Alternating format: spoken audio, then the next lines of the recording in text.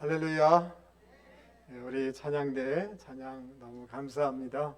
여러분 찬양 들으시면서 여러분 좀 힘이 나셨죠? 할렐루야. 우리 하나님께서도 기쁘게 받으신 줄 믿습니다. 제가 한 신문 칼럼을 읽으면서 마음이 조금 이렇게 안타까움을 느낀 적이 있습니다. 그 해운대에서 해상을 지나가는 한 어선이 한 청소년이 그 물 위에 떠 있는, 그리고 숨져 있는 채로 떠 있는 이것을 발견해서 해경에 신고한 일이 있었습니다. 신고를 받고 출동한 이 해경이 시신을 인양을 했는데, 그 시신을 조사를 해보니까 대전의 한 학교를 다니는 여고생이었습니다. 고3 여고생이었는데, 여러분 수능을 치고 난 후에 그 관할, 대전이죠. 그 지역에 가출 신고가 되어 있는, 접수가 되어 있는 그런 여고생의 시신이었습니다. 근데 이 여고생은 서울의 명문대 수시에 합격한 상태였는데, 근데 이 본인은 이 소식, 이 상태를 모르고 그 수시 합격 발표가 있는 그때에 부산으로 내려간 것입니다. 그리고 평소에는 학교에서 늘 상위권을 유지해 왔는데, 그 수시를 치고 난 후에, 수능을 치고 난 후에 가채점을 하게 되지 않습니까? 그러니까 가채점을 했는데 평소 자기 점수보다 낮게 나온 거예요. 그래서 너무 비관해가지고 여러분 스스로 바다에 뛰어든 것입니다. 여러분, 수능 점수가 우리의 인생이거나 우리의 미래를 담보하는 것은 아닙니다. 너무 섣부른 판단을 한 거죠. 우리가 생각대로 안 된다고 해서 반드시 불행해지는 것도 아닙니다. 여러분, 이 칼럼을 제가 읽으면서 너무 안타까웠던 것은 뭐냐 하면, 여러분, 그 본인은 수시 접수를 한 거 아닙니까? 그리고 서울의 명문대에서 이 수시 합격이 됐는데, 본인은 자기를 위해서 예비된 이 기쁜 소식을 모르고 자기가 점수를 못 받았기 때문에 부산에 내려와서 극단적인 선택을 하게 됐다는 거예요. 이게 너무 안타깝지 않습니까? 여러분 어떠십니까? 여러분, 그런데 오늘 우리의 삶을 한번 돌아보려고 합니다. 여러분, 오늘 우리 앞에 있는 상황과 우리에게 들려지는 소식은 어떻습니까? 코로나19로 인하여서 너무 오랫동안 힘들었습니다. 여러분, 지금 기도해 주신 것처럼 이런 전쟁의 소식이 있고요, 최근에 엄청난 산불이 있어서 많은 이재민과 피해가 있다는 것을 우리는 들었습니다. 여러분, 물가가 계속 오르고 있다는 이런 소식도 들었습니다. 청년들의 취업이 굉장히 어렵다, 우리 자녀들의 앞길이 굉장히 힘들다라는 소식을 우리는 들었습니다. 여러분, 어느새 모르게 중년이 되어서 우리의 건강에 적신호의 소식을 우리는 듣고 굉장히 불안해하기도 했습니다. 여러분, 지금 나에게 펼쳐진 상황과 나에게 들려지는 이 신호들, 소식들은 굉장히 부정적인 것입니다. 그렇다고 해서 여러분, 여기서 절망하거나 포기해서는 안 되는 줄 믿습니다. 왜냐하면 우리를 위해서 예비되고 우리를 향해서 다가오는 복된 소식이 있기 때문에 그런 것입니다. 여러분, 이 여학생이 자기 생각에는 지금 어렵다, 점수가 낮다 이렇게 했지만, 사실은 자기를 위해서 예비되어 있고 오는 소식은 기쁜 소식이 있음에도 불구하고 그것을 못 들어서 절망하고 극단적인 선택을 한 거 아닙니까? 지금 내 눈에는, 내 귀에는 부정적인 것밖에 안 들리지만 우리를 위해서 예비되고 우리를 위해서 다가오는 복된 소식이 있다라고 성경은 선포해주고 있다는 것입니다. 여러분, 그것이 무엇입니까? 오늘 고린도전서 15장 20절 말씀인 것입니다. 우리 20절 말씀을 같이 한번 읽어보도록 하겠습니다. 그러나 시작. 그러나 이제 그리스도께서 죽은 자 가운데서 다시 살아나사 잠자는 자들의 첫 열매가 되셨도다. 할렐루야. 그러나 라는 단어를 쓰고 있습니다. 그러나 그리스도께서 잠자는 자들의 첫 열매가 되셨다라고 선포하고 있습니다. 여러분, 그리스도의 부활은 단지 혼자만의 단독적인 부활의 성격을 지닌 게 아니라는 거예요. 모든 예수를 믿는 자들의 그 첫 열매라는 것입니다.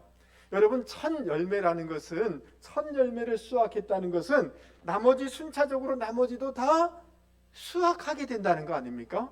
부활의 주님이 첫 열매가 되었기에 주님 안에 있고 주님을 믿는 사람들도 다 이 부활의 승리에 동참하게 된다라는 것이죠.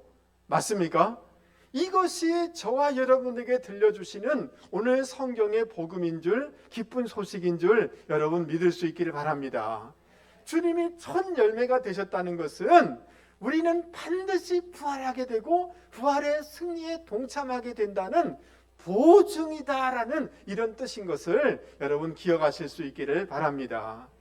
여러분, 예수님의 부활이 어떻게 나에게 적용이 되어지고 예수님의 부활이 어떻게 나의 삶의 의미를 제공하는지 오늘 성경 말씀을 통하여서 같이 생각해보고 찾아보려고 하는 것입니다. 여러분, 고린도전서 15장 21절 22절 말씀을 같이 읽어보도록 하겠습니다. 사망이 한 사람으로 말미암았으니 죽은 자의 부활도 한 사람으로 말미암는도다. 22절, 아담 안에서 모든 사람이 죽은 것 같이 그리스도 안에서 모든 사람이 삶을 얻으리라. 할렐루야. 여러분, 사망과 생명을 대조하고 아담과 그리스도를 대비하는 것을 볼 수가 있습니다. 아담이 사망을 가져왔지만, 그래서 아담 안에 있는 모든 사람이 죽음에 이르게 되었지만 그리스도께서는 우리의 죄를 해결하기 위해서 십자가를 지셨고 대속의 죽음으로 구원의 길을 열어주셨다라고 말씀하고 있습니다. 그리고 주님께서 부활하심으로 우리에게 생명과 부활을 가져오셨다라고 이렇게 말씀해주고 있는 것입니다. 할렐루야. 여러분, 그리스도 안에 있는 자는 생명을 얻게 되는 줄, 그리스도 안에 있는 자는 일어나게 되는 줄 믿을 수 있기를 바랍니다. 왜냐하면 고린도전서 15장 45절에 보면 그리스도에 대해서 뭐라고 얘기하느냐 하면 그리스도는 살리는 영이다 라고 이렇게 말씀해주고 있기 때문에 그런 것입니다. 살리는 영 대신 주님께서 우리 안에 오심으로 말미암아 우리에게 생명을 주시고 우리를 살아나게 해 주신다라는 이런 말씀인 것입니다. 여러분, 한 사람의 죽음과 부활 때문에 우리가 구원을 받는다? 여러분, 이게 이해가 되십니까? 여러분, 이것을 이해하려고 하면 따라서 한번 해보겠습니다. 내포적, 대표격, 한번 더 따라서 해보겠습니다. 내포적, 대표격의 원리. 이 개념, 이 신학적인 개념을 이해를 해야만 하는 것입니다.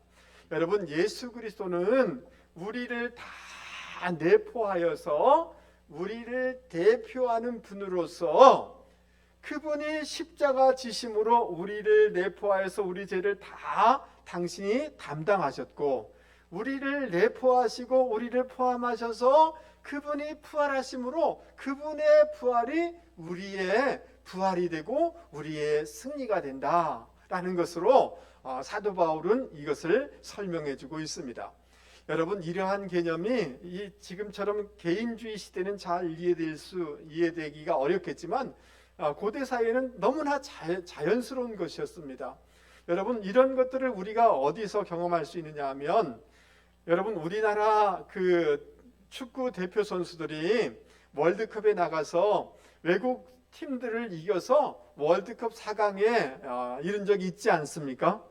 여러분, 그때 여러분 우리나라가 계속하여서 승리할 때 여러분 기쁘셨습니까? 어떻습니까? 기뻤죠. 여러분, 왜 기쁠 수가 있었습니까? 그 11명의 대표 선수가 우리를 대표하여서, 우리나라를 대표하고 우리를 내포하여서 우리를 대표하여서 승리하였기 때문에 그 11명의 승리는 곧 우리나라의 승리요, 우리의 승리였습니다. 그리고 그 승리는 우리에게 기쁨을 줬다 안 줬다? 줬습니다. 얼마나 기뻤는지 어떤 통닭주인은 공짜로 주고 어떤 맥주집 사장님은 공짜로 맥주를 제공하고 이런 뉴스 보신 적 있죠? 그 우리를 대표한 선수가 이겼기 때문에 너무 기쁜 거예요. 그것이 우리의 승리이기 때문에 그런 것입니다. 여러분, 우리가 옛날에는 호주라는 이런 말 쓰지 않습니까? 그리고 세대주 이런 말 쓰지 않습니까? 그러니까 호주의 그 삶이 전체 우리의 세대주가 어떻게 사느냐에 따라서 우리의 형편이 결정되는 것을 여러분 경험하지 않습니까? 맞습니까? 이런 그 내포적 대표격의 원리는 구약 시대에서도 알 수가 있습니다. 여러분, 블레셋의 골리앗이 얼마나 거대한 이 신장을 가지고 있습니까? 강력한 무기를 가지고 있습니까? 이스라엘 나라를 향하여서 막 외치는 것입니다. 그때 다윗이 이스라엘 나라를 대표해서 이스라엘 백성 한 사람 한 사람을 대표해서 나와서 싸우게 되어집니다. 누가 이기게 되죠? 다윗이 이기게 되죠. 여러분, 그 다윗이 이기게 되자 결국 이스라엘이 승리하게 됩니다. 맞습니까? 예, 한 사람이 그 나라를 대표해서 승리할 때 그 나라가 이기는 것을 우리는 성경을 통해서 볼 수가 있습니다. 그것을 뭐라고 하냐면 내포적 대표격의 원리. 한 번 더 따라서 보겠습니다. 내포적 대표격의 원리. 그러니까 우리를 대표했던 아담이 범죄함으로 우리가 그 속에 다 들어가 있는 것이고, 아담이 실패함으로 말미암아 우리 모두는 범죄한 자가 되고 죽음에 이르게 되었습니다. 그런데 제2의 아담을 하나님이 보내셔서, 마지막 아담을 보내셔서 그분이 십자가 지셔서 우리의 죄를 다 해결하시고 그분이 우리를 내포하고 대표하여서 그분이 승리하셨기 때문에, 우리의 대표 선수인 예수님이 승리하셨기 때문에 그 승리는 우리의 승리라는 것입니다. 여러분, 이 내포적 대표격의 원리를 여러분 잘 기억하시고 적용하시고 믿고 살아가는 분들이 되기를 바랍니다. 자, 이 부활에 어떻게 동참하게 되느냐, 부활을 누리게 되느냐, 23절 말씀을 보십시오. 그러나 각각 자기 무엇대로 되리니, 차례대로 되리니, 이렇게 되어 있습니다. 여러분, 이 차례라는 이 단어는 뭐냐 하면 이 사령관이 그 부대원들에게 명령할 때 부대가 질서 있게 움직일 때 쓰는 단어가 차례대로라는 이 단어이 오더라는 영어는 번역하고 있습니다. 여러분, 부활은 무질서하게 그냥 무작위적으로 일어나는 게 아닙니다. 먼저 그리스도께서 첫 열매 되신 그리스도께서 부활하셨고, 그리고 그리스도 안에 소속된 사람들이 착착착착 부활에 동참하게 되어진다라는 이런 뜻인 것입니다. 할렐루야. 여기 다시 한번 말씀을 보십시오. 그리스도에게 속한 자, 그리스도에게 붙어있는 자, belong to Christ, 예수님에게 속한 자가 다 이 부활에 동참하게 되어진다라고 이렇게 말씀하고 있습니다. 여러분, 우리의 대표이신 예수님께 꼭 붙어있는 분들이 되기를 주님의 이름으로 권면을 드립니다. 아멘. 소속을 분명히 예수님께 두시고 살아가는 분들이 되실 수 있기를 바랍니다. 교회 나올 때는 예수님께 소속된 것 같은데 세상에 나가면 세상에 소속된 것처럼 살아버려요. 그러면 안 되세요. 예수님께 딱 믿음으로 붙어 있을 때, 연합되어질 때, 소속되어질 때, 그래서 주님이 우리를 내포하고 대표하여서 승리한 것을 마음으로 믿을 때 그 주님의 부활의 승리가 나의 승리로 경험되어지고 누려지게 되는 줄 여러분 믿을 수 있기를 바랍니다. 여러분, 포도나무 가지가 포도나무에 딱 붙어 있을 때 생명을 얻고 열매를 거두는 것 아니겠습니까? 그래서 여러분, 그냥 대충 이렇게 하지 마시고 교회에 딱 소속되기를 바랍니다. 목장에 딱 소속되기를 바랍니다. 주님께 딱 소속되기를 바랍니다. 연합이 탁 되어지면 살리는 영 되신 주님께서 우리를 살아나게 하시고 우리를 일으켜 주실 줄 여러분 믿을 수 있기를 바랍니다. 부활하신 주님이 과연 나의 인생에게 어떤 의미를 주는지를 다시 한번 찾아보기를 원하는데요. 24절 말씀을 같이 한번 읽어보도록 하겠습니다. 24절, 그 후에는 시작. 그 후에는 마지막이니 그가 모든 통치와 모든 권세와 능력을 멸하시고 나라를 아버지 하나님께 바칠 때라. 여러분, 그리스도께서 부활의 첫 열매가 되신 줄 믿으십니까? 그리고 그리스도께서 강림하실 때에 그리스도께 속한 모든 그리스도인들이 차례대로 질서대로 부활하게 될 줄 여러분 믿습니까? 그래서 이 세상의 마지막 완전한 종말이 오게 된다라고 이렇게 말씀하고 있습니다. 완전한 종말이 오게 될 때 무슨 일이 벌어지는지를 오늘 구절은 얘기하고 있는데, 그리스도께서 하나님으로부터 부여받은 통치권으로 모든 통치와 권세와 능력을 다 멸하시게 된다라고 이렇게 말씀하고 있습니다. 여러분, 통치와 권세와 능력은 하나님을 대적하는 영적인 어둠의 세력을 뜻하는 것입니다. 그리고 하나님의 의로운 그런 통치를 거역하는 이 땅의 모든 세력들을 말하는 것입니다.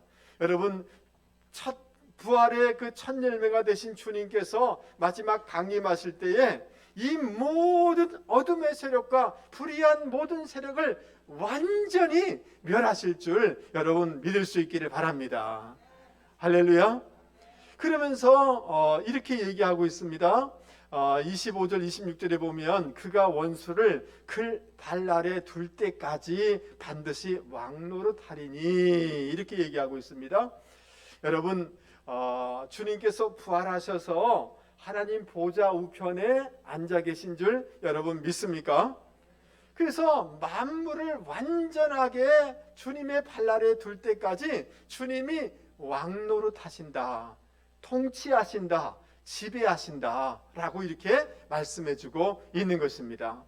여러분, 주님이 부활하셔서 지금도 보좌 우편에 앉으셔서 통치하고 있음을 여러분 믿을 수 있기를 바랍니다. 아멘. 그리고 이 어둠의 세력을 완전히 멸하실 것이고 맨 나중에는 사망까지 완전히 다스리신다 라고 이렇게 말씀해주고 있는 것입니다. 여러분, 지금까지는 우리는 죽음이라는 단어 앞에 너무너무 두려워했습니다. 모든 인생이 떨었습니다. 죽음이 모든 것들을 주관하기 때문에 그렇습니다. 여러분, 죽음이라는 단어를 생각하면 걱정이 앞서고 두렵죠. 그런데 주님께서 부활하심으로 어둠의 세력의 등불을 깨트리시고 사망의 세력을 깨트리시고 마지막 종말 때에 완전히 이것을 멸하신다 라고 이렇게 말씀해주고 있는 것입니다. 여러분 믿습니까? 여러분, 사망이 멸망을 받는다라는 이 말씀의 뜻을 여러분 기억하실 수 있기를 바랍니다. 여러분, 우리가 예수를 믿지만 예수 믿어도 죽죠? 죽죠. 예. 그러나 주님이 강림하실 때 이제 어둠의 세력과 이 죽음의 세력을 완전히 멸하실 줄 여러분 믿습니까? 그런데 놀라운 것은 여러분, 오늘 성경은 현재형을 쓰고 있는 것을 바라보시고 또 기억하실 수 있기를 바랍니다. 여러분, 주님께서 왕노릇하시고 지금도 통치하실 줄 믿습니다. 26절 보세요. 맨 나중에 멸망받을 원수는 그다음 뭐예요? 사망이다. 사망이 멸망을 받는다라는, 앞으로 주님 강림하실 때 멸망받을 것입니다라고 미래형을 쓰는 것이 아니라 현재형을 쓰고 있어요. 무슨 형을 쓰고 있다고요? 이것은 확실하기 때문에 어둠의 세력과 죽음의 세력이 주님 다시 오실 때 완전히 멸할 것이 확실할 때는 그냥 유대인들은 그냥 현재형을 써버리는 거예요. 그래서 예언적인 현재형이다라고 얘기하고 있습니다. 할렐루야. 여러분, 하나님께서 27절에 만물을 주님의 발 아래 두셨다. 여러분, 우리 주님께서 부활하심으로 마귀의 등뼈를 꺾으셨습니다. 아멘. 그리고 보좌 우편에 앉으셔서 지금도 이 모든 것들을 통치하고 계신 줄 믿습니다. 그리고 주님 강림하실 때 완전히 어둠의 세력과 사망의 세력을 완전히 멸하실 줄 믿습니다. 여러분, 지금도 부활하셔서 이 통치하시는 주님, 이 통치하시는 주님을 여러분 믿으시면 아멘 하실 수 있기를 바랍니다. 그래서 주님이 이 땅에 오셨을 때부터 계속 통치하고 계시고 종말 때 완전하게 이것을 이루시는 줄 믿습니다. 여러분, 주님이 이 땅에 오셨을 때도 주님이 이 세상을 통치하셨어요. 그래서 더러운 귀신을 내어 쫓으셨어요. 아멘 하시죠? 각종 병든 자를 치료해 주셨어요. 바람과 그 파도를 잔잔케 하여 주셨습니다. 주님께서 물 위를 걸으셨습니다. 여러분, 회당장의 야훼의 딸을 죽음 가운데 살려주셨습니다. 여러분, 과부의 아들이 관에 누워 있는 것입니다. 동네 사람들이 울면서 관을 운송하고 있는 것입니다. 그 관을 막으셔서 그 죽은 과부의 아들을 주님이 살아나게 하셨습니다. 죽어서 무덤에 갇힌 지 사흘이 지난 나사로를 살려내셨습니다. 주님이 이 땅에 계실 때에 주님이 통치하셔서 이 죽음의 세력을 일으킨 것을 우리 가운데 보여주셨습니다. 그런데 그 주님이 십자가 지시고 부활하셔서 지금도 이 세상을 통치하시고 계시다는 것을 여러분 믿을 수 있기를 바랍니다. 아멘. 그래서 우리가 이 주님을 온전히 의지하게 될 때, 이 주님이 이 세상에서 살아계실 때도 이런 놀라운 통치를 하셨는데 지금도 통치하시고 종말 때는 더 놀라운 통치의 역사를 우리 가운데 보여주실 줄 여러분 믿을 수 있기를 바랍니다. 그래서 고린도전서 15장 54절 이하에는 이렇게 말씀하고 있습니다. 썩을 것이 썩지 아니함을 입고 이 죽을 것이 죽지 아니함을 입을 때에는 사망을 삼키고 그 다음 뭐예요? 이기리라고 기록된 말씀이 이루어지리라. 사망아, 너의 승리가 어디 있느냐? 사망아, 너의 쏘는 것이 어디 있느냐? 너는 이미 등뼈가 꺾었어. 이제 더 이상 우리를 지배할 수 없고 쏠 수 없어. 주님이 통치하시기 때문에 그런 것입니다. 할렐루야. 사도 바울은 로마서 8장에서 이렇게 이러한 것들을 찬양하고 있습니다. 그러나 이 모든 일에 우리를 사랑하시는 이로 말미암아 우리가 넉넉히 이기는 아멘 하시죠? 38절 내가 확신하노니 사망이나 생명이나 천사들이나 권세자들이나 현재일이나 장래일이나 능력이나 높음이나 깊음이나 다른 어떤 피조물이라도 우리를 우리 주 그리스도 예수 안에 있는 하나님의 사랑에서 끊을 수 없으리라. 할렐루야. 여러분, 지금도 우리를 보좌에 앉으셔서 통치하시고 그리고 완전한 승리를 가져오실 그 주님과 연합되어지고 그 주님을 의지하고 그 주님을 바라보게 되어질 때 이 승리를 우리의 삶 속에서 경험하게 되는 줄 여러분 믿을 수 있기를 바랍니다. 아멘. 여러분, 링컨이라는 사람은 본래 태어날 때부터 우울증을 가지고 있어요. 우울한 기질이에요. 저 한번 얼굴 보세요.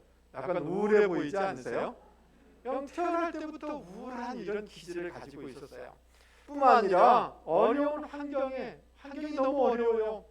그리고 이 쭉 자라오면서 너무 슬픈 일을 많이 당했어요. 여러분, 너무 그 미국의 북서쪽에 개척지에 있기 때문에 학교 공부를 못했어요. 자기 스스로 독학할 수밖에 없었어요. 어머니 돌아가셨죠. 자기 누이 아이 낳고 난 다음에 죽었어요. 자기 첫사랑이 죽음을 했어요. 결혼 후에 두 아이가 그냥 죽었어요. 여러분, 그래서 링컨은 자주 자살하고 싶다는 말을 자주 했다는 거예요.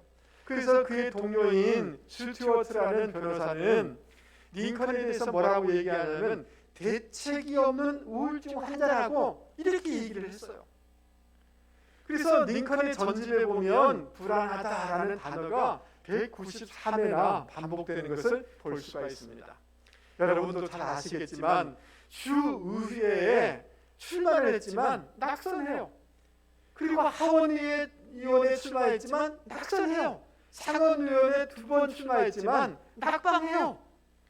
여러분, 링컨의 삶은 철저하게 좌절과 절망뿐이었습니다. 그래서 친구들이 이런 말을 했어요. 저러다 저 친구 자살하겠다. 우리가 좀 주의 있게 보다가 좀 만류하자. 이런 말을 자주 했다는 거예요, 친구들이. 그때 링컨은 자기의 마음을 자기 책에다가 이렇게 기록해 놓았습니다. 나는 지금 이 세상에서 가장 비참한 인생을 살고 있다. 나는 재기할 수 없을 것만 같은 심정이다. 나는 내 인생의 막다른 골목에 와 있다. 라고 그는 그의 노트에다가 써놓고 있습니다. 자, 이런 링컨이 성경을 읽다가 부활하신 주님을 만났습니다. 할렐루야. 그래서 이렇게 기록해 놓고 있습니다. 나는 성경을 읽었고 그 속에서 죽음에서 부활하신 예수님을 만났다. 할렐루야. 여러분, 부활하신 예수님을 만났을 때, 부활하신 주님을 신뢰하게 되어질 때, 지금도 통치하신, 부활하셔서 통치하시는 주님을 신뢰하게 되어질 때 링컨은 용기를 가질 수가 있었던 것입니다. 그래서 다시금 도전하여서 미국의 16대 대통령이 되었고, 지금도 미국인이 가장 존경하는 1위가 누구냐 하면 링컨 대통령인 것입니다. 할렐루야. 할렐루야. 여러분, 가장 최악의 상황에서 부활하신 주님을 의지하고 그 부활하신 주님이 통치한다는 것을 실제적으로 믿을 때 그 삶 가운데 재기와 역전과 승리의 역사가 일어나는 것을 우리는 볼 수가 있는 것입니다. 할렐루야. 나의 지혜와 나의 힘과 나의 능력으로는 이 거대한 환경의 그 짓누름을 이겨나갈 수가 없어요. 우리의 이 연약한 몸으로는 그 거대한 질병의 파도를 물리치기가 쉽지가 않아요. 우리의 부족함으로는 그 우리를 미래를 개척하는 이 길을 개척하기가 너무 어렵고 두려워요.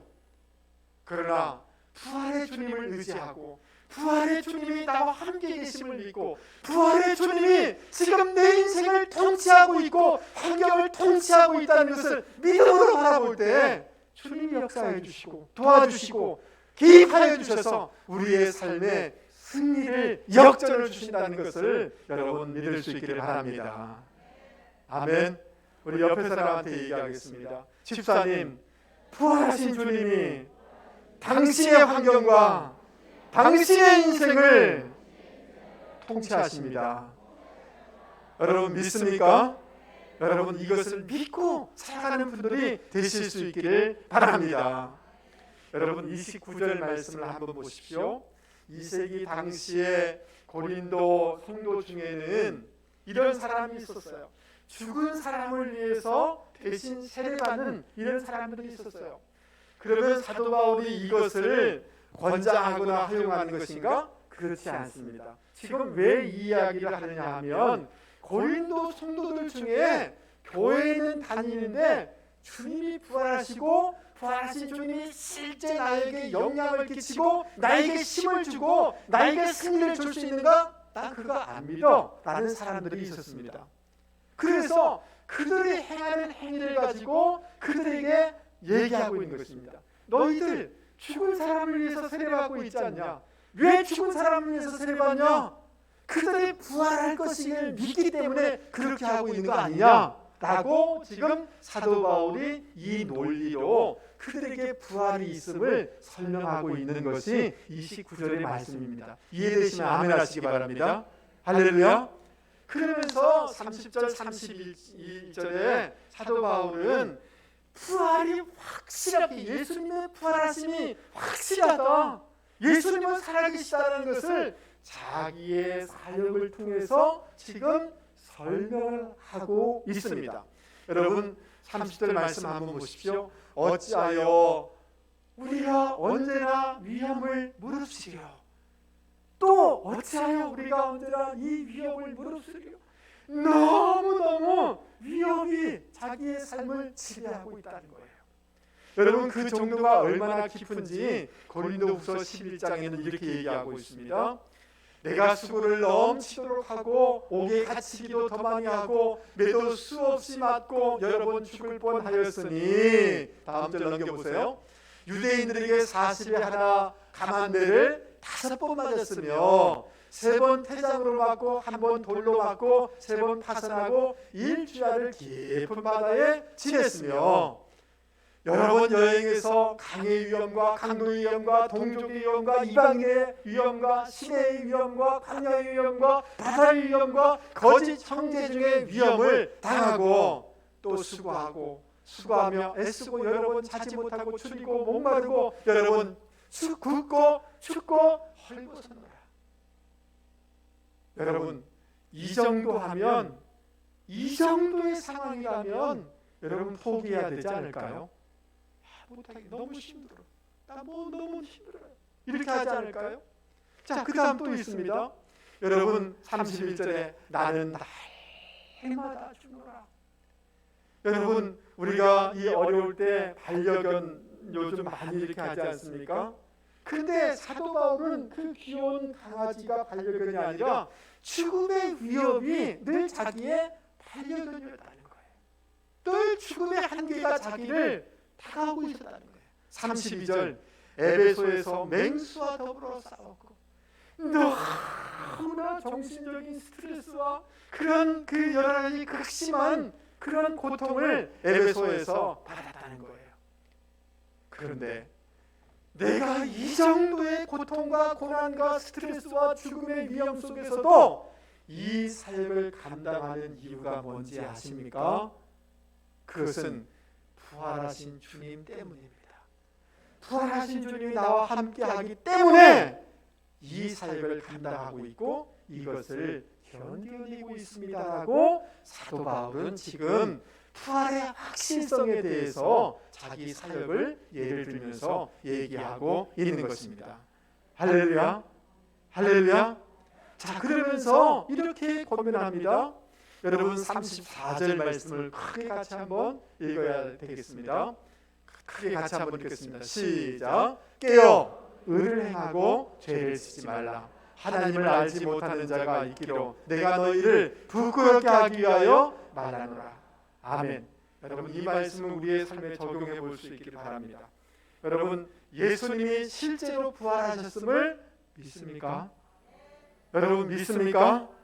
그렇다면 여러분 우리는 예수님이 실제 살아계시고 실제 부활하셨고 나에게 상을 주실 것을 믿는다면 우리는 사명을 잘 끝까지 감당하는 삶을 살아갈 수 있는 줄 믿습니다.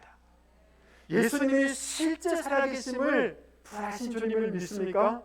그렇다면 이 세상에 우리가 물들지 아니하고 거룩한 삶으로 나아가게 되는 줄 여러분 믿을 수 있기 바랍니다.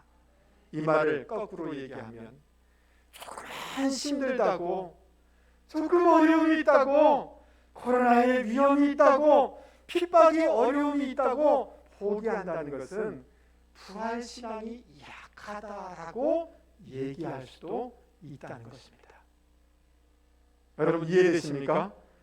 정말 예수님이 살아계시고 그리고 상을 주신다는 것을 믿는다면 그 어떤 어려움도 이겨내고 돌파하고 사명의 길을 걸어가게 되는 줄 믿을 수 있기를 바랍니다.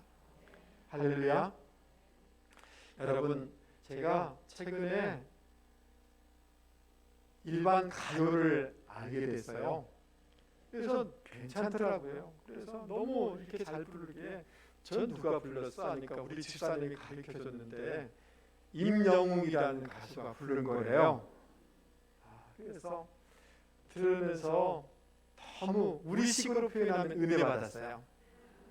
그래서 내 방에 가서 5번 들었어요. 그리고 눈물 콧물을 흘렸어요. 한번 제가 그 가사를 읽어 드리려고 합니다. 눈물이 난다. 이 길을 걸으면 그 사람 손길이 자꾸 생각이 난다. 붙잡지 못하고 가슴만 떨었지 내 아름답던 사랑아. 사랑이란 게 참 쓰린 거다. 잡으려 할수록 더 멀어지더라. 이별이란 게 참 쉬운 거더라. 내 잊지 못할 사랑아. 사랑아 왜 도망가. 수줍은 아이처럼 행여 놓아버릴까봐 꼭 움켜쥐지만 그리움이 쫓아 사랑은 늘 도망가. 잠시 쉬어가면 좋을 텐데 기다림도 애태움도 다 버려야 하는데 무엇을 찾아 이 길을 서성일까. 무엇을 찾아 여기에 있나. 제가 왜 울었을까요? 목사의 마음을 하고 똑같아 가지고 울었어요. 때로는 정말 헌신적으로 돌보고 이렇게 했는데 양들은 자꾸 도망가요. 예. 그래서 붙잡지 못하고 가슴만 떨었던 때가 생각이 나서 울었어요. 사랑이라는 게 참 이렇게 쓰라리는 것이라는 것을 동감이 돼서 울었어요. 잡으려 할수록 부담스럽다면서 멀어지는 말을 들었을 때 크게 생각이 나서 울었어요. 그런데요, 여러분, 떠난 사람이 기억이 안 날까요? 늘 나요. 그래서 제가 그냥 무의식적으로 그 집사님 이렇게 하면 우리 집사람이 목사님 그 얘기 아직 그만 얘기하세요. 갔잖아요. 그런데 계속 미련이 남는 거예요.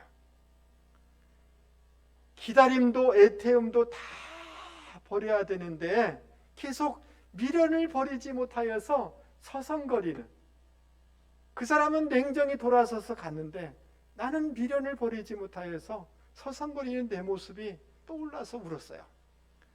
주님 안에 잠시 쉬어가면 좋을 텐데, 교회 안에서 좀 쉬면 좋을 텐데, 목자의 사랑 안에서 잠시 쉬면 좋을 텐데 하는 아쉬움 때문에 너무 마음이 아팠어요. 제가 사범대학을 졸업하고 이 목자의 길을 가려고 하니까 저희 어머니께서 저를 부르셔서 만류를 하셨어요. 왜 이렇게 힘든 길을 가려고 하냐라고 하는 거예요. 그래서 제가 이렇게 대답했어요. 어머니, 제가 상업교육이 전공인데 거기는 경영학과, 경제학과, 무역학과, 회계학을 공부합니다. 다 계산하는데 어느 게 이익이 되는가를 계산하는 그런 학문입니다. 근데 제가 계산해 보니까 한 사람을 주님 앞에 인도하고 그 인생이, 그 가정이 새로운 삶을 살도록 하는 것만큼 돈 남는 장사는 없는 것 같습니다. 그래서 제가 이 길을 가려고 합니다. 그랬어요. 여러분, 제가 태어나서 제 의식이 있는 한 한 번도 어머니의 마음을, 제가 아픈 것 외에는 속쓰리게 하거나 어머니의 말을 거역해 본 적이 없어요. 근데 처음으로 어머니에게 제가 이 길을 가고 싶으니 어머니 허락해 주세요 라고 제가 말씀을 드렸습니다. 그랬을 때 저희 어머니가 제 얼굴을 딱 보듬으면서 우시더라고요. 저 때문에 우는 것을 처음 봤어요. 그리고 매년 한 번씩 내려가면 저를 위해서, 내가 너를 위해서 새벽마다 기도한다, 이렇게 말씀해 주셨어요. 여러분, 저도 인간인지라 때로는 인간적으로 다시금 왜 내가 저런 사람을 만나야 되는가, 이런 생각이 들 때가 있어요. 여러분, 선교사님들이 왜 목숨을 걸고 저 외국에 나가서 복음을 증거하는 것일까요? 여러분들은 다 교회의 교인이지만 다 같은 교인이 아닙니다. 교회 안에서는요, 정말 어렵고 힘든 가운데서도 믿음의 길을 걸어가는, 신실하게 걸어가는 그런 성도가 계십니다. 참 자기 짐도 어려운데 충성스럽게 사명을 감당해 나가는 신실한 성도들이 계십니다. 왜 그런 길을 걸어가고 있을까요? 왜 그것을 감당할 수가 있을까요? 그것은 부활하신 주님이 계시기 때문인 것입니다. 부활하신 주님이 상 주실 것을 믿기 때문인 것입니다. 할렐루야, 할렐루야. 사랑하는 성도 여러분, 저를 한 번만 보십시오. 오늘 우리의 삶의 모든 환경과 모든 소식은 부정적인 소식입니다. 그러나 여러분을 위하여서 하나님이 예비한 기쁜 소식이 있고 그 소식이 오고 있음을 믿을 수 있기를 바랍니다. 주님이 부활의 첫 열매가 되셨다는 것입니다. 그 다음 차례는 우리라는 것이고 여러분이라는 것입니다. 부활하신 주님이, 살리는 영이 되신 주님이 여러분의 지금 형편과 처지에서 여러분을 일어나게 하실 것입니다.